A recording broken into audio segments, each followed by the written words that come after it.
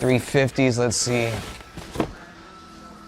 I can use 60 on this. 60? Brand new, we buy these for like $100 now. Yeah, it's a different. He told me too, it's like, bro, the Yeezy market is like, it's cooked now. I know, yeah. It was just a mix of everything with Kanye getting canceled, and then on top of that, Adidas was mass producing the so it's not limited anymore. These we pass on. Now Kanye's back, bro. SoFi sold out 2 days in a row. These I can take for like 40. It's on these.